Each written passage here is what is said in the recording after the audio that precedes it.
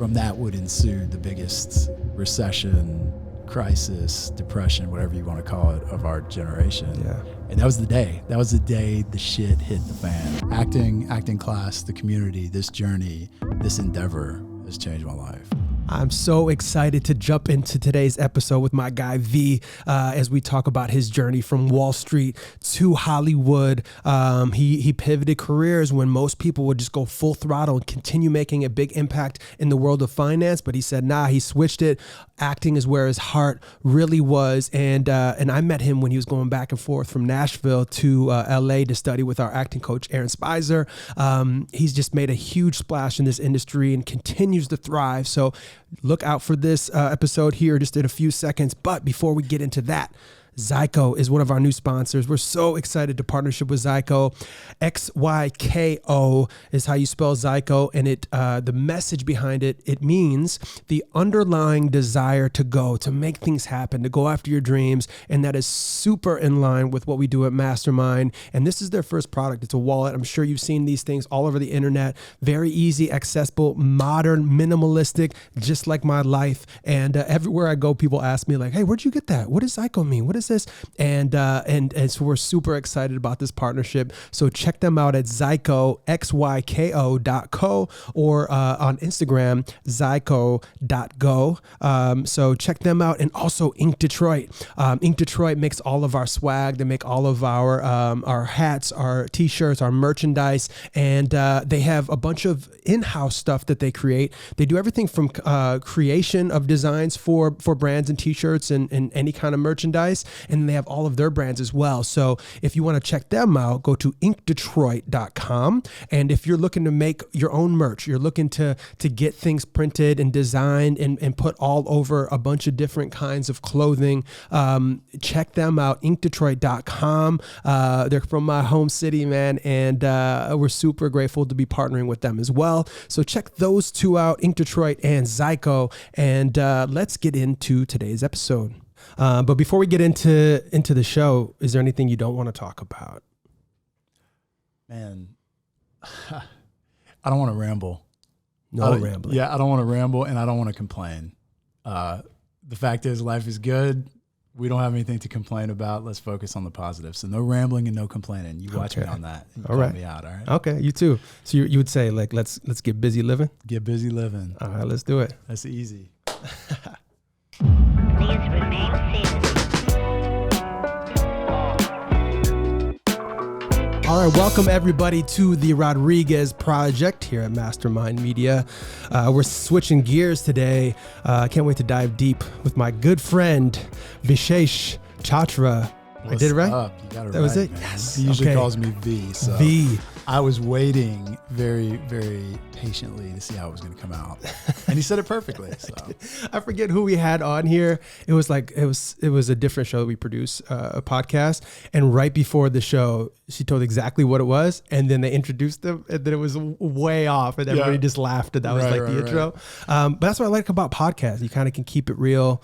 We made the rules. We already set them. No rambling. So I'm going to keep it simple here at the intro. Concise.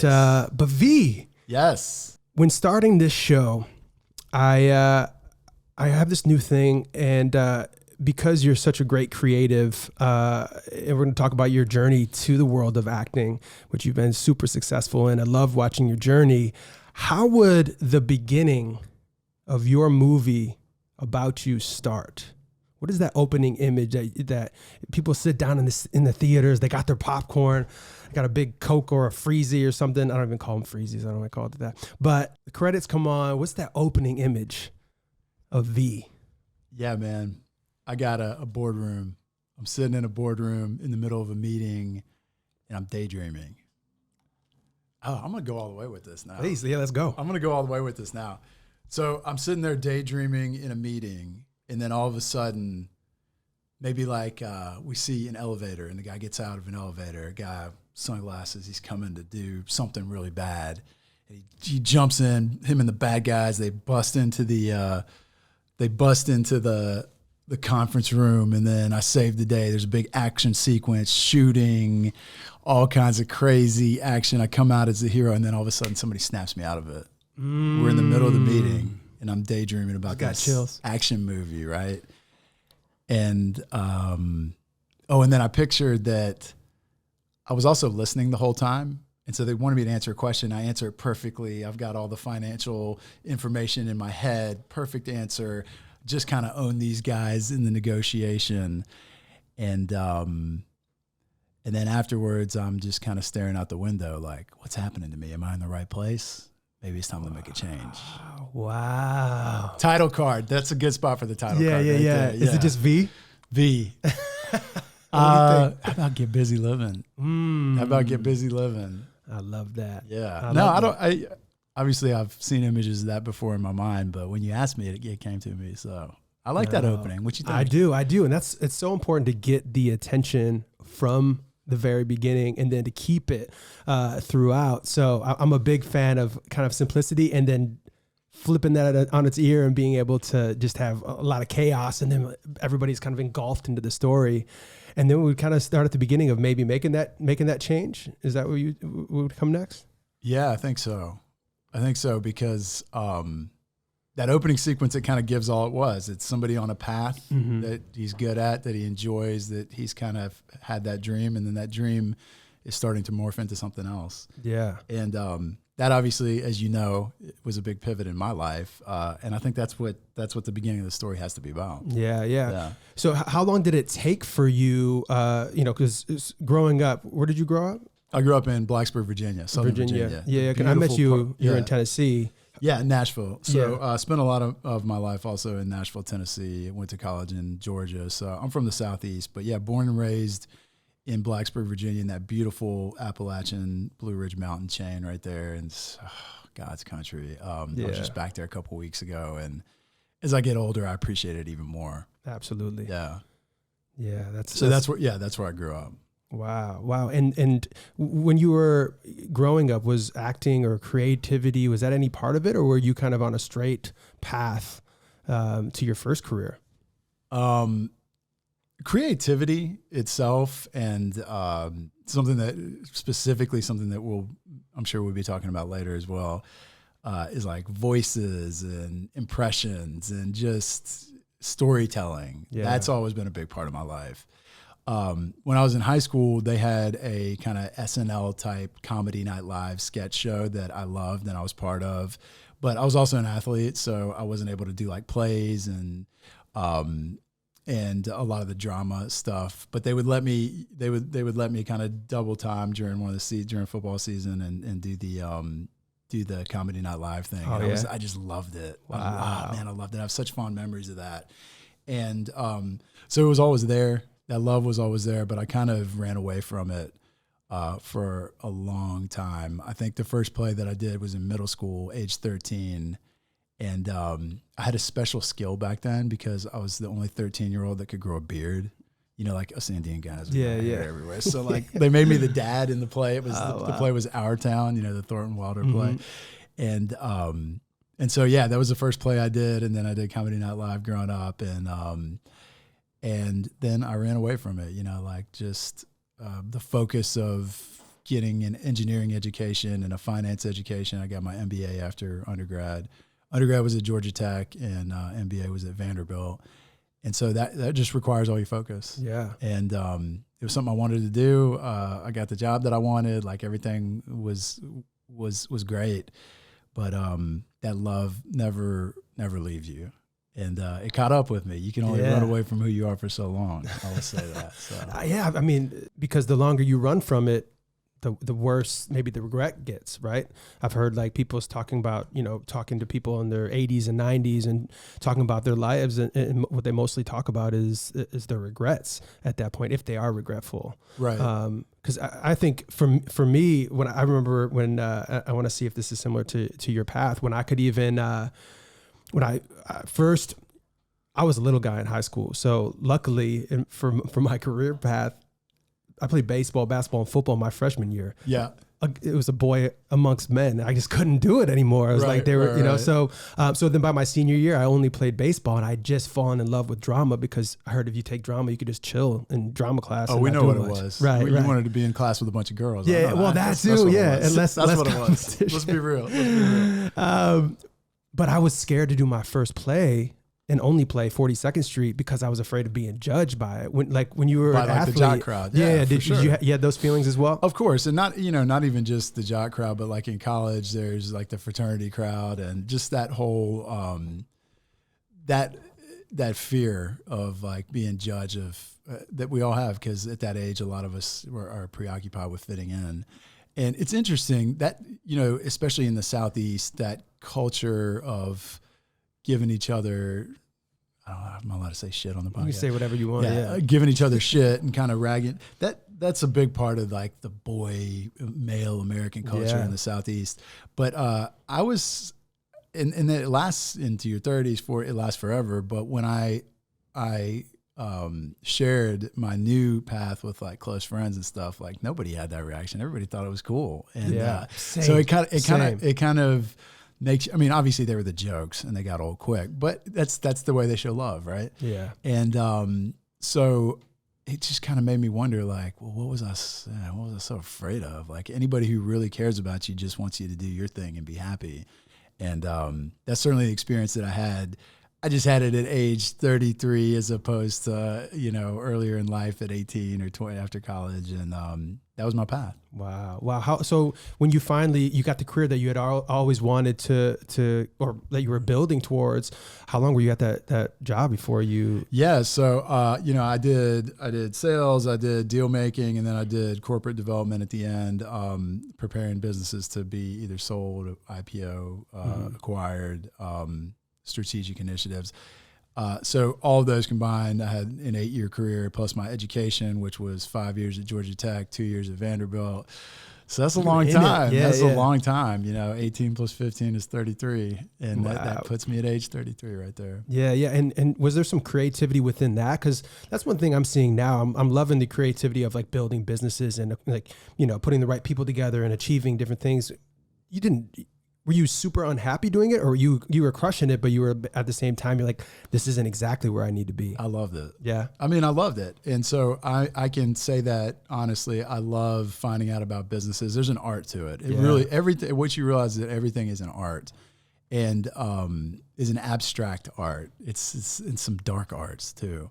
And so I loved so much of that. And that's still something that I do today. I still love, getting up and being on the West Coast. The market opens at 6:30 a.m. and I'm reading and following the businesses that I like. And so that never goes away either. That's a primary love of mine.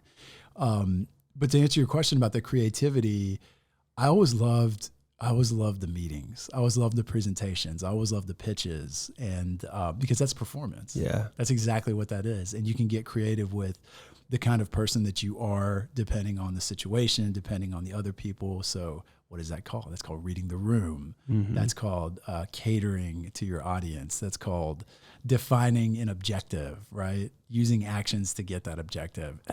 You know what that is? That's acting. That's the same thing. And so I always noticed that those were loves of mine. And being in that environment, being in the meeting, doing the interpersonal stuff, the sales stuff. I've always been a sales guy. I've always been a deal guy. That was like anything. That's the part that you love, but it's only like 10, 15, 20% of the job. The rest of it is grinding. It's being in the spreadsheet. It's reading through financial information. And I like that. But what I loved was that kind of performance creativity part of it. Yeah. That's so interesting. And that's what I see. Like, and it's no surprise to me that you've been able to pivot careers and then also have success with it. Because once you can sell one thing, you're a brand. You're basically a business. So your ability to switch markets and then go full throttle. Out of everybody that I've seen, that I've met on my journey in acting, I would say it's been like seeing how you move forward.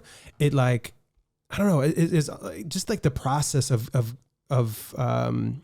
of treating yourself like a business, or even just seeing like your success grow from like first coming out to acting class once a week, or when you're doing that grind, and then branding yourself properly, even with your social media and stuff too. It's like, man, this guy knows what he's doing. And a lot of people just, you know, especially actors, they want to get creative and have somebody else do the job, but you can't just be creative in this business if you want to succeed. Yes, it does work, and you get the right manager and agent that maybe do that side of the work for you, but you are your best agent or manager. And if you put yourself in position to succeed, you're more likely to succeed, especially in one of the hardest businesses in the world. Of course. Well, first of all, thank you. I really appreciate that. And it feels good to be seen, man. I have been actionably intentional about those steps, because I do treat it like a startup. Yeah. And from the beginning, I treated it like a startup. And those things that you talked about, the branding, the networking, the connecting the dots, the learning about the industry. I mean, this is such a difficult industry to learn about, because unlike other industries, there's not a whole lot of literature about it. Mm-hmm. There's not a whole lot. So you just got to talk to people. You've got to observe. 100%. You got to consume. And a lot of people are full of shit too. Like, they don't even know. They'll tell you stuff that's wrong. They'll tell you stuff that's just their jaded opinion. So it's our job, my job as the CEO of my startup, to take all the information that I can get. And I mean in the beginning, all of it. Mm-hmm. Taking every meeting, talking to everybody, listening, open-minded, and then sifting through that and figuring out what's useful for me, and figuring out how I can use it to keep moving forward. And just like you said, it's been a little bit of an interesting and opposite phenomenon for me, because now I'm going through the part where I do have very experienced and capable representatives doing some of those things for me, and it's hard for me to let go. Mm-hmm. That's like the hard part, because they're busy, they're doing their thing. You know, we talk when there's something to talk about or there's something to check in about, but I can't micromanage it, because they've been doing it for 30 years in some cases, and they've got their relationships, and that's been a challenge for me, because I'm used to just wearing all those hats myself and being in control of them. And frankly, a lot of times I feel like nobody's going to advocate for you as much as you are, right? And so that trust is something that that you have to build interpersonally, and that letting go is something I'm continuously working on now. Yeah. Because ultimately, as an artist, you want to just focus on the art, because that's the fun part, right? But for me, the business is also the fun part. Same. And I love it. Yeah. And so that creates a little bit of an animal that doesn't fit into a normal piece of this business, you know? And so I've got to morph. I got to be dynamic. Yeah. It's like you have to, as you morph into like this next level, for me, it was like, okay, the auditioning stuff. And I was like, okay, I'm not loving the waiting tables and auditioning and just kind of crossing my fingers and partying and thinking once I figured out, oh wait, there's so much more you can be doing to be successful, and that you need to be doing. Otherwise, you're unable to compete with the people that have longevity in this business. Yeah. I was like, okay, I'm changing everything. Let me go all in on like writing a screenplay and creating opportunities or projects for myself. Yeah. And even though that's still been a very long road, I love that part because of the meetings and because of the networking, and then speaking to decision makers versus like going to the casting director and hoping that they pass me along to somebody who hopefully thinks I'm going to get, like I should get the job. Right. So there's just so many levels to it. So for me, it was like, okay, I've loved the part of, let's package up this project. Let's create this lookbook and or write the screenplay or bring writers in, and then walk in the door with a few different projects. And then, but at the same time, what I've always said was I was best at acting. Yeah. And I put that on the back burner to build a business. To do that. And then, but you're always acting though. It's always part of it. Oh, absolutely. For real. Yeah. And and I think, you said something interesting, talking to the decision maker. That's another thing in this business that's so ambiguous. Like, who actually is the decision maker? It's elusive. It's a very elusive thing. I mean, I have been reading for projects where I know an executive producer, and they're just like, I hope casting sees you, or, and it's kind of, sometimes they're fighting for their position and their influence as well. And you mentioned like the casting directors, sometimes they are the decision maker. Sure. Sometimes, and they have huge influence, and they certainly are the professionals that are the screeners, and they know the actors, and they've got like they've got power in that way. So that's a very, very important relationship to collaborate with as well. And so it is unique in this industry that decision maker is very elusive. Yeah. And that's also kind of the fun of it, because everything is a collaboration. Mm-hmm. And so a lot of times there's not one person that's the be all say all for decisions in this business. And I've had to learn that as well. Yeah. Our like first deal I ever had on the table, met at Sundance. Met somebody who they had an investment fund. I think I forget how much they were spending that year, but they loved this project that we had. We're pitching it as a psychological thriller horror, and they brought it in. They ended up optioning it. Everything was moving along pretty swiftly, and even to the final day of our contract being up, we're starting to see who else is going to be in the film. The one decision maker. We thought we already were on that. You were talking the to the one person before the decision maker, and he never liked the horror project, and he was like, it just wouldn't greenlight it. Well, and that's where you got to be careful too. Mm-hmm. You can't step over people. Yeah, and that's a skill that's learned by messing it up a few times, right? I certainly have done it. I think we all have, and then you realize it's just. You have to be genuine when you're talking and wanting to work with somebody. Then you treat everybody the same. Yeah. And then when it circles back to that person, or that person is later the decision maker, then you've laid the groundwork with that person. And also take this opportunity to say, like, I'm incredibly proud of what you've accomplished. And thanks, man. Man, I remember all those days of just talking about some of the challenges you were facing, and then like I look around the studio and I see all this branded stuff and this extraordinary podcast thing you got going. And I'll speak on behalf of our whole community. Like, we're just really proud of what you've done too. Thank you, man. Yeah, brother. Really appreciate that. And acting class is something that changed my life. We started studying with Aaron Spicer. I started, I think, 2014. What year did you start? I started in 2013. 2013. But we had worked our way up into the one of the higher level classes that he had. Yeah. And then you and I did I think both of our first scene in that class together. Yeah. Would you say it's this one right here? Oh boy, there it is. Biloxi Blues. Yes. I feel like I was a different person back then. Same. In more ways than one. In more ways than one. Not even just the character. Yeah. So who's this guy on the left? This must be like 2014, 15. Probably 2014. Yeah. Early 2014. Yeah. Who is this guy right here? Almost a decade ago. Spending a lot of time on planes. Yeah. Yeah. I was still traveling back and forth between Los Angeles and Nashville at the time, and sleeping in my aunt's extra bedroom down by the airport.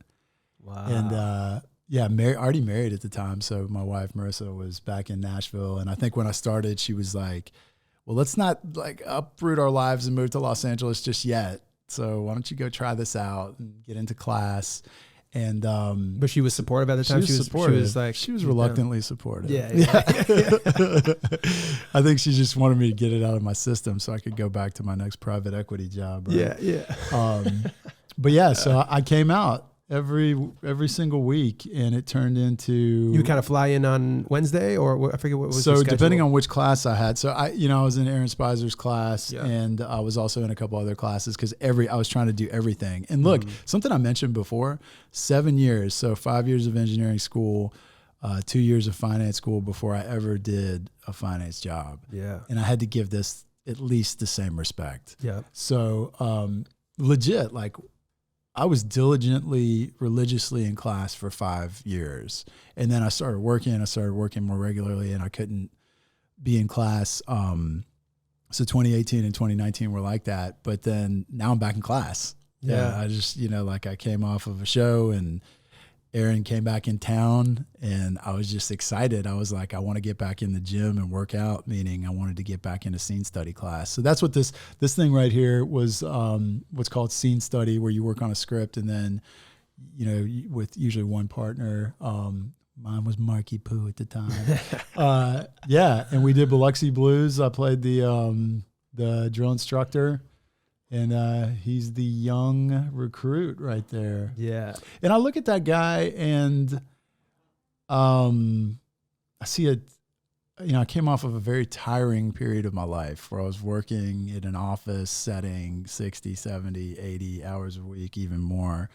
And not like a healthy guy, not really, like when you're working that much, there's not a whole lot of time for much else. And this was a very transformative period in my life. And if you notice, when you're going through those periods, that's when you make very, very good relationships. Like people's best friends are like from high school and then college and then grad school, times when they're learning. And I'm actually stealing from it. Yeah. I'm stealing from a conversation that I had with my buddy who's an editor and producer, James Thayer. And he kind of pointed this out, and then I've been thinking about it ever since. So James, if you're listening, man, I got you. I've been thinking a lot about it, but it's so true. When you go through these periods of learning and growing, that's when you make those lifelong lasting relationships. And acting class was not an exception to that. I mean, absolutely. The people in that class, I still talk to a lot of them every week, every day, every month. I see a guy who's tired, who's figuring it out, but that was an inflection point in my life. That was a pivot. And, also during that time, something was going on that I've tried to get back recently, and that it's that everything was new and exciting. The possibilities were endless. Yeah. And I had no exposure to the entertainment business. I knew I wanted to be an actor. I knew I wanted to tell stories, and I knew I wanted to learn how to act. But that's, being in Virginia, Tennessee, Georgia, even like when I was in New York on Wall Street in finance, like, that class right there might as well have been on the moon.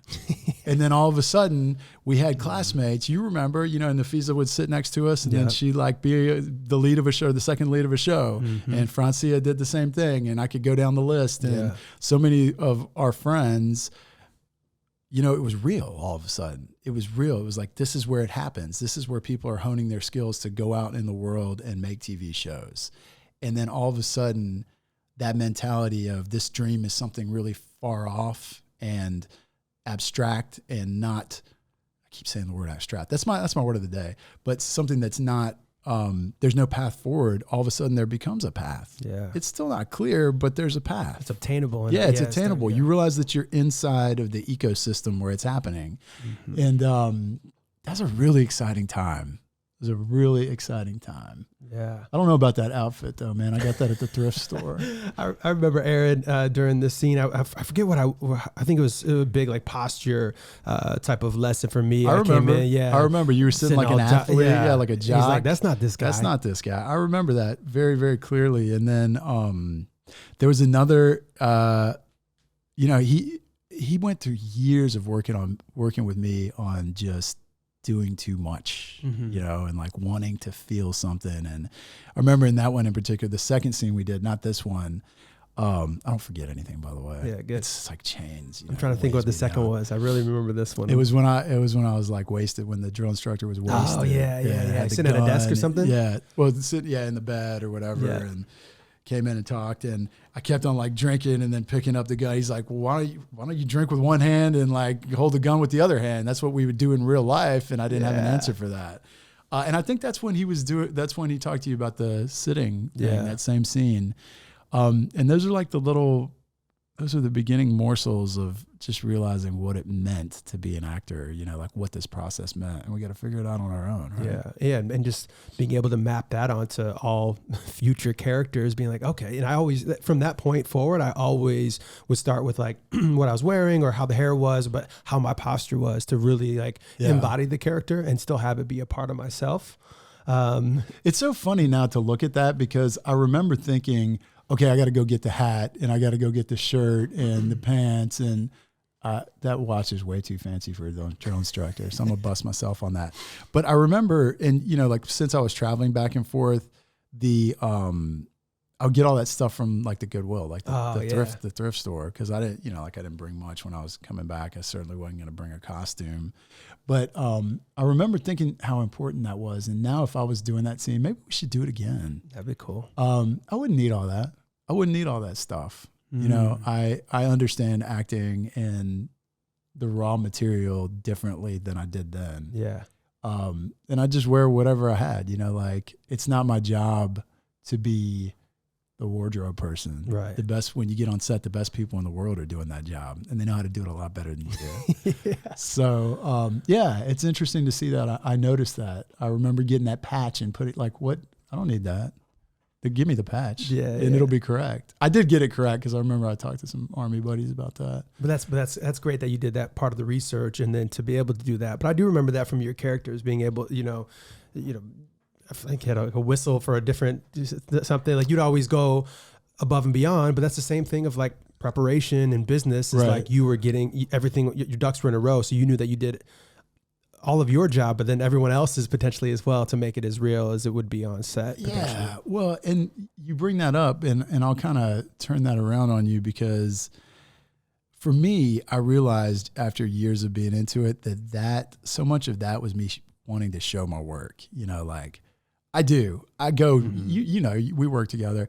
I go way deep into the research, and that's fun for me. I love examining the human stuff and learning about new things. But our job is to have all that stuff inside. It's not to like get a pat on the back because I spent hours, talking to my Army buddy about the exact stripes it would be on. That's not that's a distraction, right? And it took me years to kind of flip the paradigm like that. Yeah.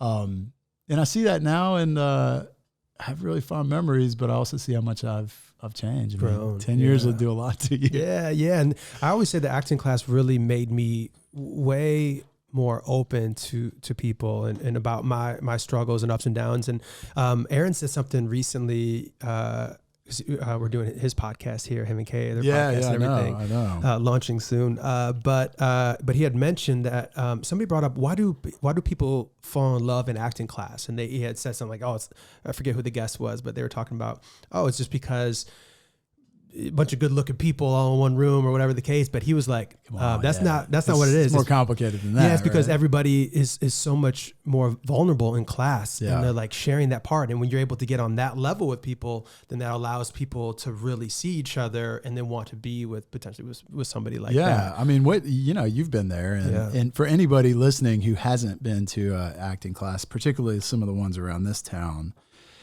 it's a magical place. Yeah. It's some of the best artistic work you see is happening in these acting classes, and they'll never make it to the screen because of other factors. But people, no matter what, if they spend enough time in an acting class, it changes their life. Now, I'm not saying it makes them have a career as an actor or even in this business at all. But look at you, that was obviously a turning point for you that's led you to this. Absolutely. And, that's what happens when you get up there and you encourage that courage of letting your walls down, right? And getting to and experiencing some of those things that we are taught to push away. And that's why those of us who share these moments in class together, we're very close. Yeah, it's unforgettable. And you really find your tribe out here and as you move forward. And that's why it's been so awesome watching your journey. And now Cobra Kai, Vice, Magnum PI, Hawaii 5-0 is something recent too, right? What's Magnum was recent, yeah. Oh, okay. Hawaii 5-0 was a few years ago. But what's been some of your favorite experiences now that you're booking and building this amazing career? Thank you. It's been really exciting. It's in a labor and a passion.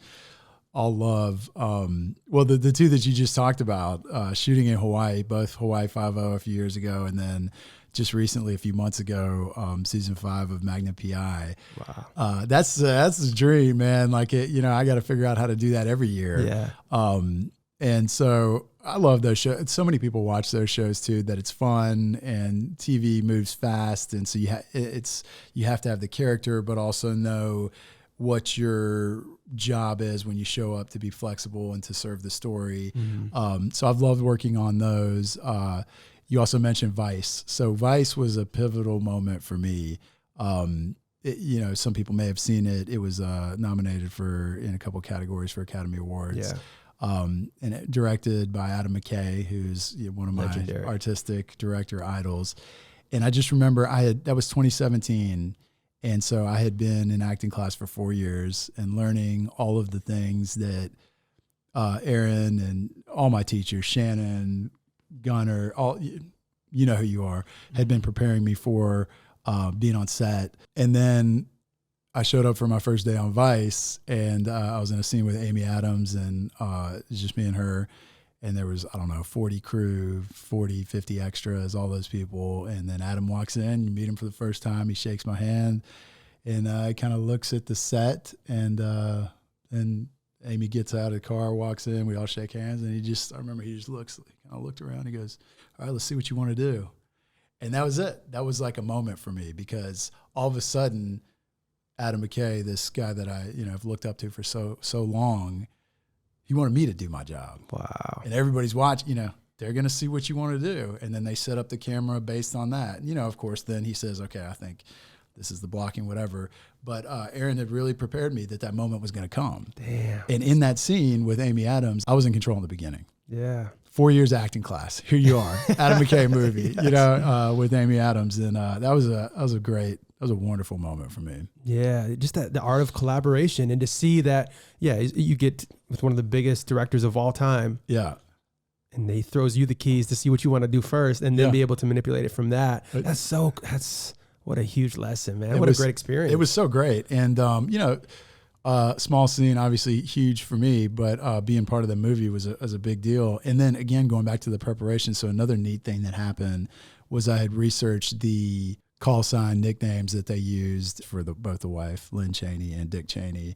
And if you watch the movie, when we're walking out, her nickname or her call sign was author, because she was an author, and Dick Cheney was angler because he was a fisher. Mm-hmm. So author and angler, those were the two names. And I used that name, and I said something, I improv the line when we're walking out, and Adam kept it in the movie. Yeah. Where's my writing credit, man? Academy Award, come on. Wow. But yeah, again, going from sitting at a desk doing finance stuff, and then 4 years later having that experience is, in the final cut of the movie, it's a short scene, mm-hmm. but for me, that was confidence. Absolutely. That was, some people never have that opportunity their whole career. Yeah. So I was very grateful for that. And something that Adam said that day really stuck with me. He was like, so I asked him about that later. I was like, oh, we figured it out. You're letting me do, because he just said, say whatever you want, do whatever you want, just make it real, make it real, make it real. And he explained that he watches all the auditions, no matter how small the role is, and he makes the decisions. And he says, I picked you. Why would I hamstring? Why would I diminish what I chose you for by telling you what to do? Yeah, I want to see what you're going to do, and then we'll morph it. Yeah, and so it was this. It was this mythically kind of powerful thing. It's like you would think somebody in that position of power would say, I know what I want to do. I'm the creative. This is what you're going to do. But he was saying, I'm not going to step on myself. I chose this person for a reason. Let me see what they bring to me. Yeah. And that seems very based on the films that he's done. Yeah. Because of course some directors probably do come in and this is the box, or they're creating the box first to play in, or whatever the case. Right. Or some writers that want or directors that want the words verbatim. But it's like having that opportunity. I remember when directing my first semi big thing, going in and then just, trusting the team around me, or the cinematographer, going to him and being like, hey, listen, what are you thinking on this first? Right. Let me see what you're thinking, because I brought you in to make me look better. Right. Right. And I mean, I think that is something that I observed from great leaders in the business industries that I was in before as well. Because the really good ones, they are open-minded. They go into the meeting and they don't have their mind made up. And that is such a powerful thing. Yeah. And you observe that in every industry, and the creatives are no different. If you work with the best of the best, there is not that ego.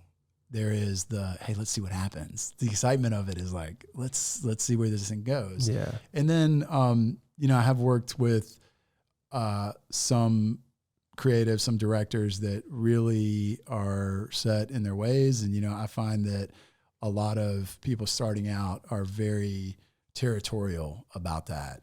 And then you work with them again a few years later, and that's changed. Oh yeah. And that's a beautiful thing to see as well. Yeah. Yeah. Cause I think as an actor and knowing that you had that trust and that you had that freedom, I think it helps the performance or to make it real, because you're like, oh, he's confident in me, I'm confident in me then too, and versus the other way that it could go. Are there moments now that you're having these bigger moments where you're like, I was right, like I made the choice, I made the switch when most people wouldn't make that jump, and wow, it's really working out? Yeah. I mean, we have those. I have those moments. July 31st of 2019, I got to audition for Chuck Lorre, and I'd wanted, that was another dream of mine. I'd just seen all those wonderful sitcoms that he's done. And, they had the director session, the producer session callbacks for a new show that he was doing called Bob Hearts Abishola. And there was a few of us that got called in there was kind of a doctor role who played the main character's boss at work or surgeon at work. Who gave her unsolicited relationship advice while they're doing surgery. So that's the bit. That's the bit. And I got to audition for Chuck and some of the other creators. And I remember on the first few auditions, we had done this doctor who was written as an Indian American, as an Indian doctor set in America, set in Detroit. Yeah. Oh, really? Yeah. Detroit Memorial is the hospital in that sitcom.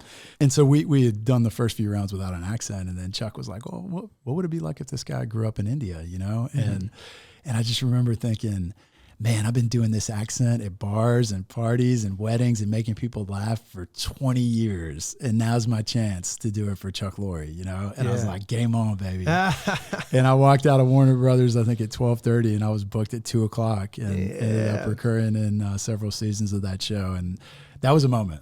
Wow. That was a moment for sure.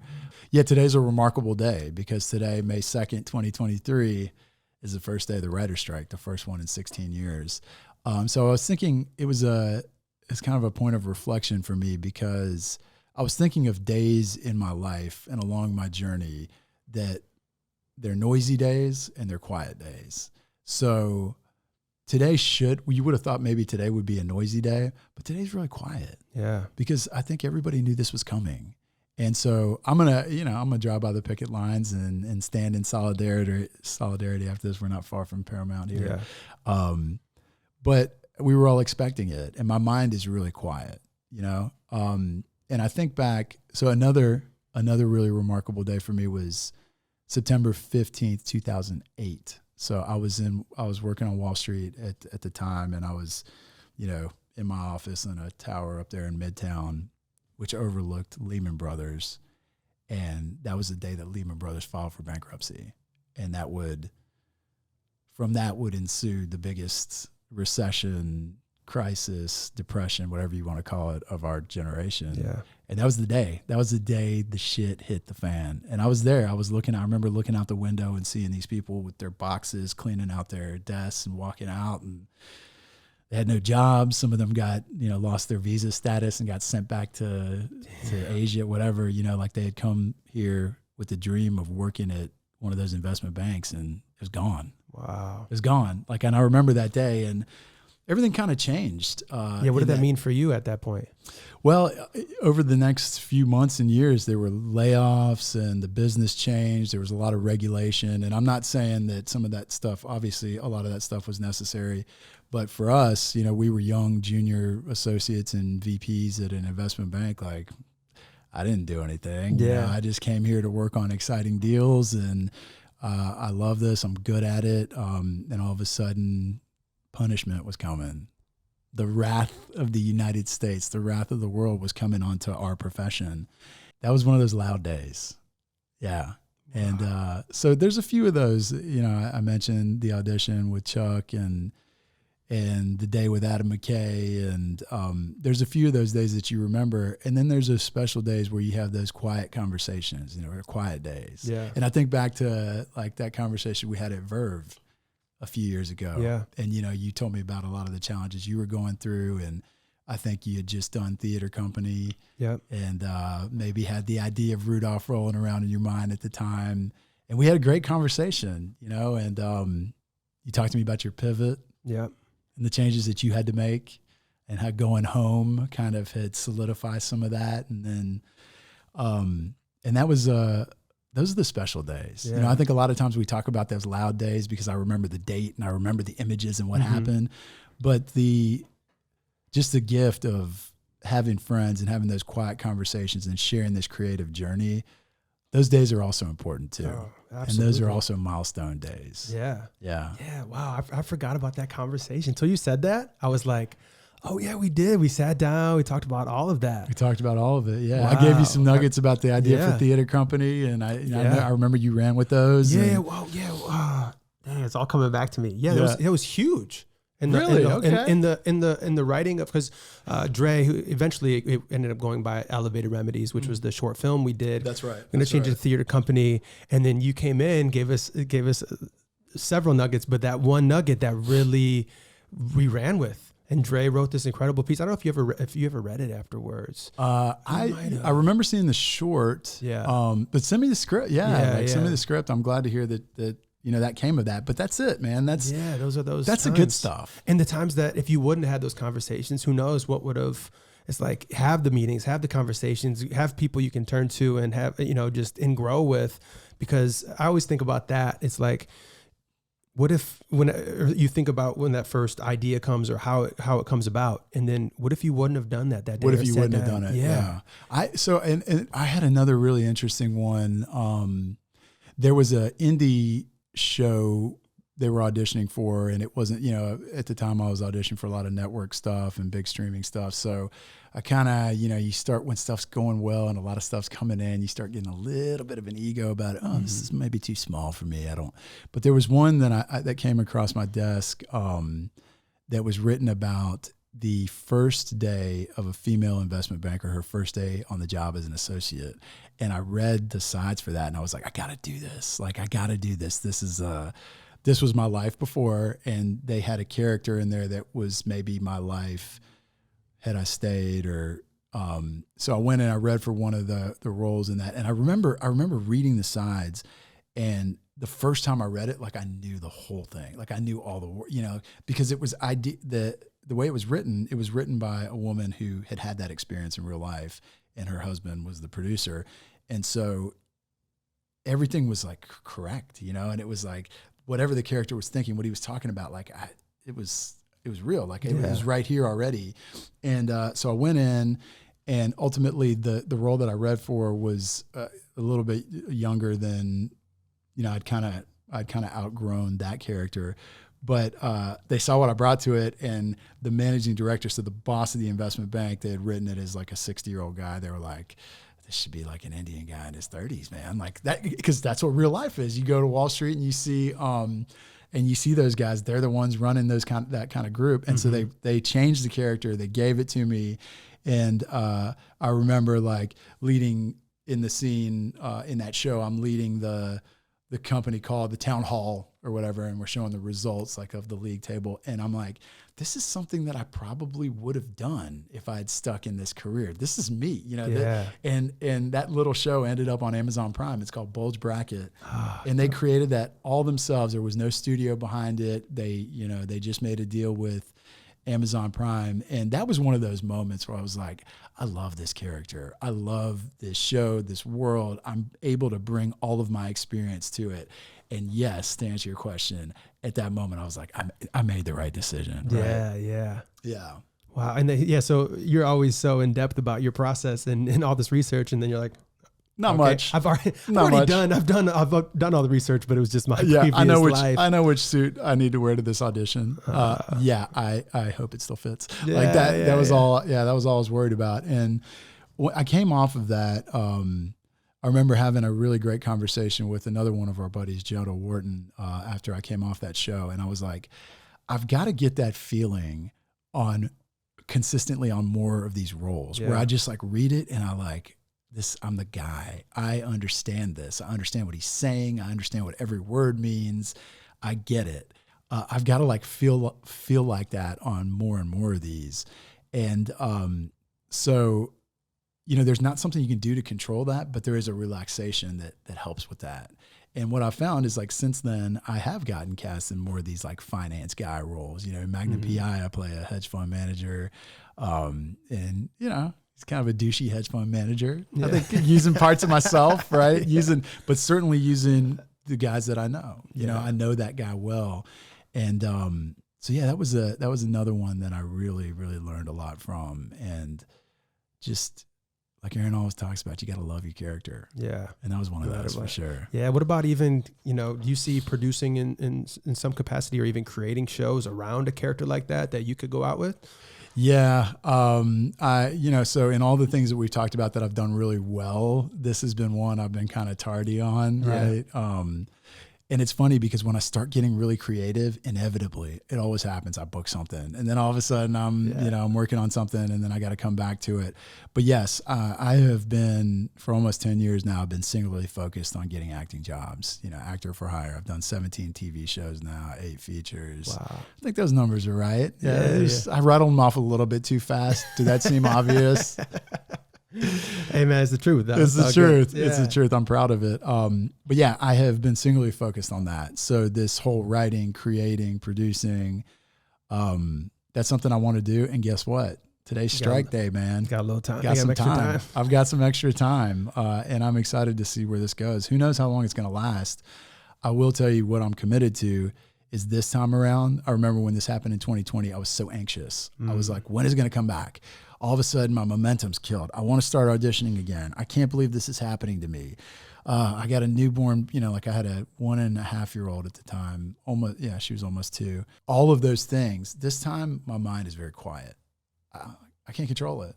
The strike's happening. It's been here since mid-March. Yeah. They've shut stuff down. Stuff has gotten slow. Let's make something of it. Absolutely. Let's do Mark's podcast. Let's do it. Right? Yeah. I mean, come on. Like, perfect. It wasn't any coincidence that this week I was like, hey, man, we got time. Like, what day do you want to hang out? Absolutely. And so, yeah, let's do it. Let's do it together. Yeah, it's time.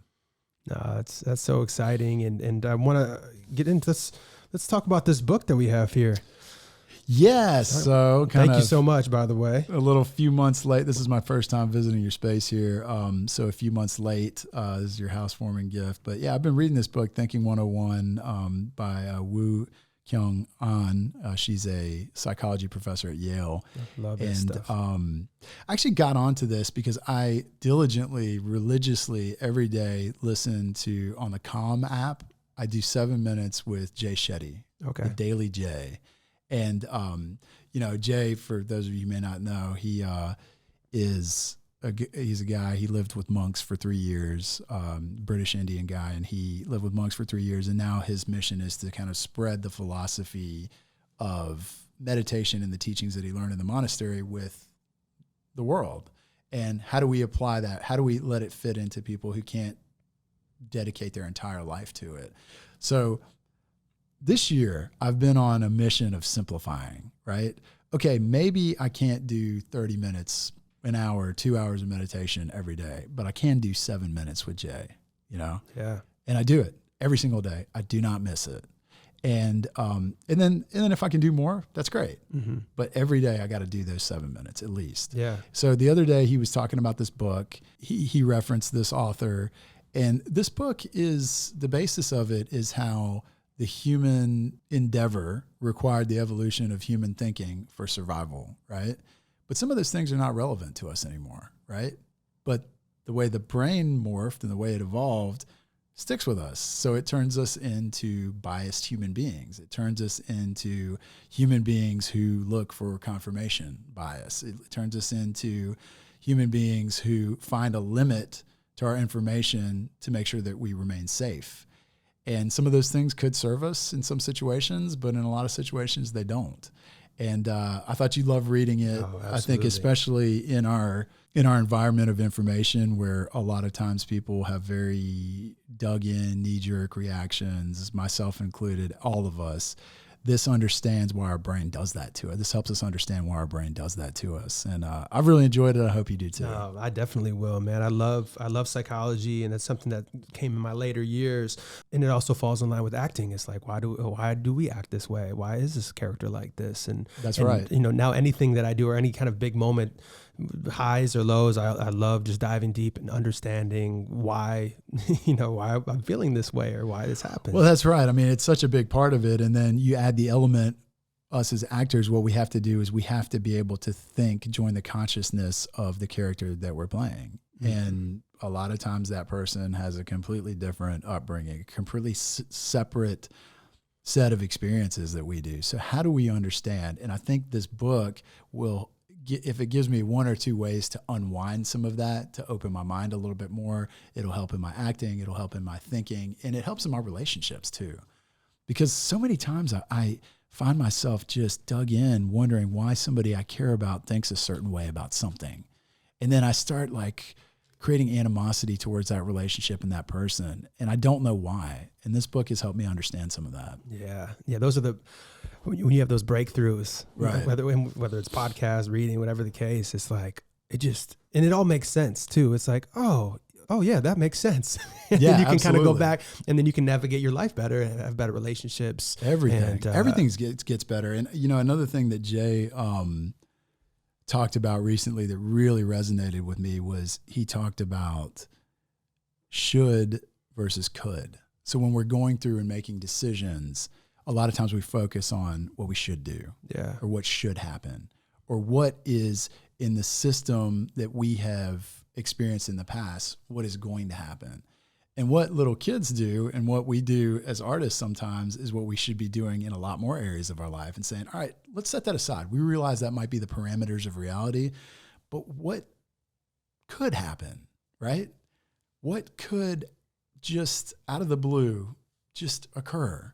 And so a couple of decisions that I've gone through, both business and personal family stuff recently that seemed like daunting, I've gone through the exercise of just saying, like, so for example, we were going through some, like figuring out where my daughter was going to go to school. She's about to start kindergarten. And as you're looking at those schools, like go through and write down, well, okay, this comparison to this, but what if I really liked the school and I decided I'm going to go get a job there? I'm going to be a volunteer coach there. And then all of a sudden I have a tie to that school. So I'm going there anyway. And I don't have to worry about like dropping her off and going somewhere else. Like, who thinks about that? Yeah. Am I really going to do that? No, but I could. Yeah. Right. Yeah. And then once you go to that expansion of what could happen, then when you come back to the what should happen, it doesn't seem so limited anymore. And that's been, and this book is kind of a lot of those thought processes it talks about as well.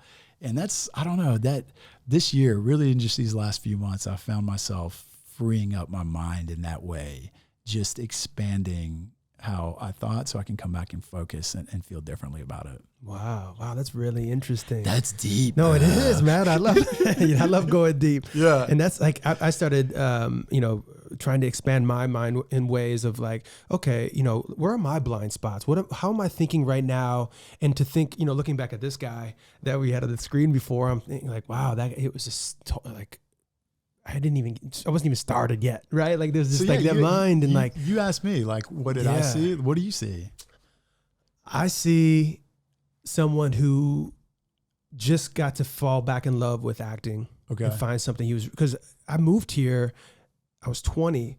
And then, so this was, you said 14. So like 9 years after that. And I wasn't sure if I was any good at that point. I came out cocky as hell. Like, I got this. Give me 3 years. Watch what I can do. Right. And you get here and everybody's has more talented, more connections that like, right. And you don't even know where to start. Oh, and we were talking, Jai and I were talking about this yesterday. It was like, when you move to a new place, there's that moment where like, you don't know anybody and you're like, well, here we go. And you just have to have that first conversation. And there's something freeing about that too. And luckily I was so cocky and confident that I didn't even think about it. I was like, I got this, watch.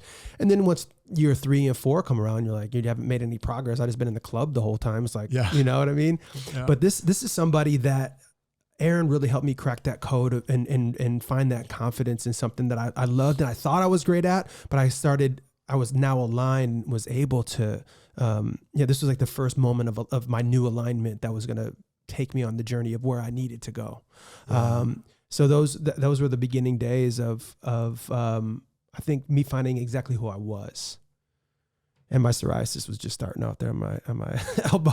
Oh man, you noticed that? Yeah. It's funny what we notice. Mm-hmm. But get that picture off of there. Yeah. Thank you. I'm just kidding. But recently I've been thinking like, how can I think how I'm going to think in 10 years? So like maybe even whether it's having conversations and like ideas that, you know, you have something like no idea is too crazy and wild or whatever the case, or, you know, see where I have blind spots based on maybe my upbringings, and you come out here and you have, you know, you're acting as maybe more empathetic and grow as a human that way as you're playing these different characters, and you can't judge them and you have to love them, like you said. So, so now I want to have more experiences like that where I can start thinking, how do I think further down the line versus, you know, of course you need to have those experiences to get there, but how can I put myself in those positions to think further down the line or expand versus, you know, where you have politics and social media and all of these things. I mean, man, you know, everything you're describing, so much of it just comes back to humility. And one thing that Los Angeles and our creative community has certainly served up for me has been, I was on a trajectory where, especially, so in high school, I had friends, my closest friends were from all walks of life, socioeconomically, racial, whatever. And as much as a small Southern town can be, right? But then when you go to college, you start kind of mingling with people with the same education level and generally kind of the same similar upbringing. And then grad school, it's even more. And then in your professional life, it's even more, because there are things required for people to be there that they would have only done, or in most cases only do because they grew up a certain way or have a certain education. And then I come to Los Angeles and I'm in acting class, and some of my closest friends are people who didn't even go to college. And they, you know, or they grew up with a parent who, you know, had a drug problem or was in jail. And that's not something that I would have been exposed to on the path that I was in before. So then you get to see, okay, these people that we have something in common with, somebody that I care about, you know, we're building these close bonds, but they're from such a different background. They have such different experiences than I do. And that has been a tremendous gift for me because I understand life differently. I understand people's point of view differently. And, you know, like you being from the Midwest, me being from the Southeast, you come out to Los Angeles and, you know, people talk about our home areas and they've never even been there. And that was, you know, in the Southeast, it happens about California. And I'm in this stuck in the middle where I always just want to ask people with humility and respect, like, you been there? That's a huge thing with Detroit. It's a huge thing with Detroit because all we know about Detroit, I've never been, well, I've been once or twice when I was a kid, but I've never spent time there. You know, like now I have some close friends that were raised there, but like all we see is like the bad stuff in the news. And that just, a little switch goes off. Like, what do I really know about this? Why am I making a judgment about it? Because of something that I heard. And this book, the experiences, the people, all these things we're talking about opens your mind and kind of makes you accept some of that humility. Maybe I don't know. And luckily I feel like it's like, and I do want to know, and I know I don't know everything. Let me go versus the kid before that knew everything. It's like, I want to know, and I want to go have those experiences. And now we can do the research or have conversations with people from other backgrounds. And it's just, that's where I feel like at my core, acting changed my life in that way. And it's made me so much more open and wanting to dive down all of these different rabbit holes. And man, you know. I feel the same way. And just surrounding yourself with people who are dreamers, you know, who want those new experiences. And certainly was not a path that I was on before. And so same, acting class, the community, this journey, this endeavor has changed my life. Absolutely. Well, thank you so much for the book, man. Can't wait to jump into this. You're welcome. Enjoy. And as we're getting to the end of this podcast, we started off with an opening image. How would you say I'm not going to say how your movie ends, and this doesn't necessarily have to be how your life ends, but maybe there's, you know, I don't know how many sequels to Get Busy Livin', which you always say. I love. What is that closing image looking like to the end of this first film? You know, I was back in my hometown 2 weeks ago. Went to visit my mom. She's recovering from a planned surgery, so she's doing real well. But I took my daughter and my wife. We all went out there and we visited her. And I'll tell you that for the first time in a long time, maybe since I left my hometown at age 18, I really, really, really appreciated it. And I grew up, my parents have some land out there, a retired farm, and just so far from Los Angeles, you know. And every day I got up and I listened to the quiet and I walked out on the land, and I just never appreciated it like I did at my age now, being a parent. And so maybe I think the movie starts with the scene of walking around there and appreciating it, having some peace. But then maybe the phone rings, right? I got to get back to LA. I got to do this podcast with my buddy who I'd met, was my first acting scene partner. And now he's got this big podcast and he invites me in, and I got to do it because there's a new role I'm promoting. And there's that conflict. There's the peace when it's there. There's the hustle when it's here. There's the dream when it's here. And then all of a sudden, we're on the day of the strike. Where are we going to go from here? This is a new beginning.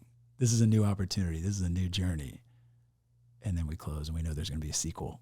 And that's where we cure the writer's strike. That's where, yeah, we got the project for you. But yeah, just that dichotomy between the peace and what's pulling me back here. Yeah. Because that's it. That's the yin and yang of my life, and where I grew up and where I am now. Absolutely. That's beautiful, man. Wow. All right. Well, hopefully we got some good answers for you. Oh, absolutely, man.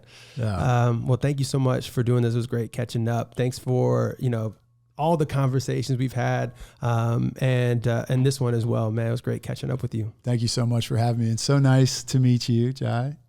And we'll look forward to doing a lot of these together. Absolutely. Get busy living. Yes, sir. All right, y'all. That's the Rodriguez Project for today. Please rate, subscribe, go check out all V's stuff. Where can they find you on all social media Sure platforms? thing. Everything is at V_Chachra, V_CHACHRA, hashtag Get Busy Living. And send me a DM if you got any questions, anything you want to talk about. Let's make time and let's connect. Let's do it. All right, everybody. We'll see you next time. Peace.